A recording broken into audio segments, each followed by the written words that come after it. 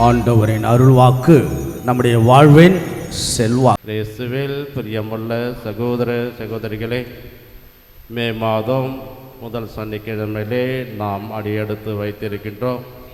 மே மாதம் என்றாலே வணக்க மாதத்திற்காக ஒப்பு கொடுக்கப்பட்ட நாள். ஆகவே இந்த நாளிலே நாம் நம்முடைய மாதாவுக்கு, நம்முடைய பாத்திமா அன்னைக்கு நாம் நன்றி கூறுவோம். கடந்த மாதம் முழுவதும் பல்வேறு விதமான வகையிலே நமக்கு பல நன்மைகளையும் நலன்களையும் நம்முடைய குடும்பத்திற்கும் நம்முடைய ஊருக்கும் செய்திருக்கின்றார். அதற்காக நன்றி செலுத்துவோம். இன்னும் கூடுதலாக இன்றைய நாளிலே அவர் தொடர்ந்து இந்த மாதம் முழுவதும் நம்மோடு இருந்து நம்மில் பயணிக்கவும், நமக்கு பல்வேறு விதமான நல்ல காரியங்கள் நடக்கவும் தொடர்ந்து மன்றாடுவோம். பிரியமுள்ள அன்பு இறை மக்களே, இன்றைய முதல் வாசகத்தை பார்க்கின்ற போது பவுலும் பர்னபாவும் இறை வார்த்தையை அறிவிப்பதற்காக ஒரு ஓய்வு நாளில் செல்கின்றார்கள். அங்கே நகரத்தில் இருக்கின்ற அனைத்து விதமான மக்களும் ஒரு இடத்தில் கூடுகின்றார்கள். ஆக ஓய்வு நாள் என்பது அன்று அவர்கள் ரெஸ்ட் எடுக்கக்கூடிய நாள். ஆனால் பவுலும் பர்னபாவும் இறை வார்த்தையை அறிவிப்பதில் அதிக நாட்டம் கொண்டு அவர்கள் செல்கின்றார்கள். ஆனால் அங்கே இவர்களுடைய இறை வார்த்தையானது யூதர்களால் நிராகரிக்கப்படுவதை நாம் பார்க்கின்றோம். பிரியமுள்ள அன்பு இறை மக்களே, யூதர்கள் இவர்களிடம் வாதாடுகின்றார்கள். ஆகவே இவர்களை நிராகரிக்கின்றார்கள். இறுதியாக பவுலும் பர்னபாவும் தங்கள் இறை வார்த்தை அறிவிப்பதிலிருந்து அவர்கள் பின்வாங்கவில்லை.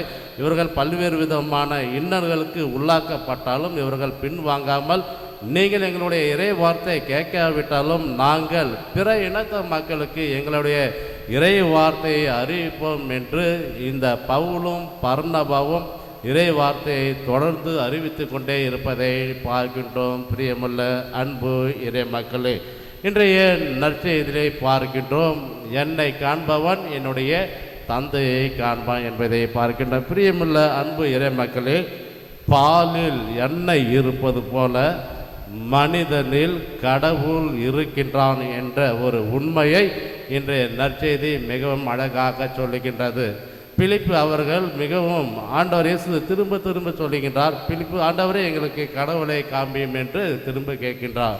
பிரியமுள்ள அன்பு இறை மக்களே, என்னை நீ எப்போதெல்லாம் காணுகின்றாயோ என்னுள் கடவுள் இருக்கின்றார், என்னுள் கடவுள் இருக்கின்றார், உன்னும் கடவுள் இருக்கின்றார். தொடக்க நூலிலே நாம் பார்க்கின்றோம், ஆண்டவர் இயேசு கிறிஸ்து மனிதனை தன்னுடைய சாயலாக படைத்திருக்கின்றார். ஆக ஒவ்வொரு மனிதனுள்ளும் கடவுள் இருக்கின்றார். நீ மனிதனை வெளியில் தேடுவதை விட உன்னுள் இருக்கின்ற கடவுளை தேடு, உன் இதயத்தில் இருக்கின்ற கடவுளை தேட வேண்டும். பிரியமுள்ள அன்பு இறை மக்களே, அதுதான் பிலிப்பு திரும்ப திரும்ப கேட்கின்றார், கடவுளை எனக்கு காமி என்று. பிரியமுள்ள அன்பு இறை மக்களே, கடவுள் எங்கேயும் இல்லை, மாறாக என்னுள் இருக்கின்றார், என்னுடைய இதயத்தில் இருக்கின்றார் என்பதை நாம் உணர வேண்டும்.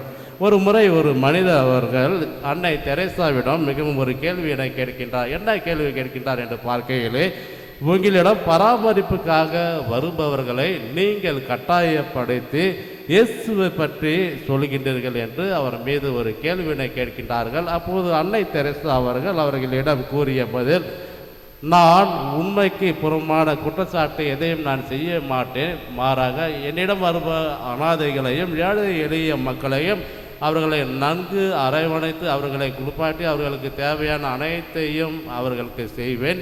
இறுதியாக நீங்கள் இயேசுவை பற்றி அறிந்து கொள்ள தெரிந்து கொள்ள விரும்புகின்றீர்களா என்று கேட்பேன். அவர்கள் இயேசு என்றால் யார் என்று எங்களுக்கு தெரியாது, அவர் எப்படி இருப்பார் என்று தெரியாது என்று சொல்வார்கள்.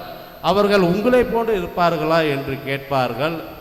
நான் சொல்லுவேன், அவர் என்னை விட பல மடங்கு பல மக்களுக்கு நலன்களையும் வல்லமையும் செய்பவர் தான் இயேசு என்று கூறுவேன். அப்படியானால் எங்களுக்கும் அவரை காமியுங்கள், எங்களுக்கும் அவரை பற்றி அறியுங்கள் என்று சொல்வார்கள்.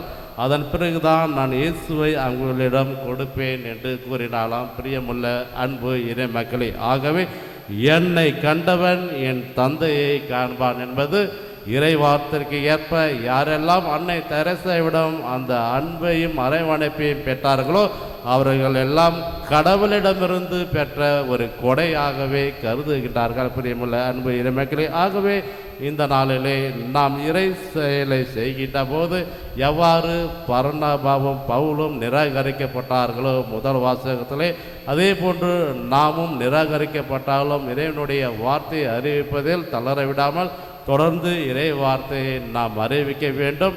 இன்றைய நற்செய்தியிலே யாரெல்லாம் என்னை காணுகின்றார்களோ இறைவனையே காணுகின்றார்கள், கடவுளையே காணுகின்றார்கள் என்ற இறை வார்த்தைக்கு ஏற்ப நாம் இறைவனை மற்றவர்களுக்கு கொடுக்க, இறைவனை மற்றவர்களுக்கு பிரதிபலிக்க நாம் தொடர்ந்து முயற்சி செய்ய வேண்டும். இறைவனுடைய அருளையும் ஆசீர்வாதத்தையும் இந்த பாஸ்கா காலத்திலே பெற்றவர்களாக தொடர்ந்து இந்த பலியிலே உருக்கமாக மன்றாடுவோம். ஆமீன்.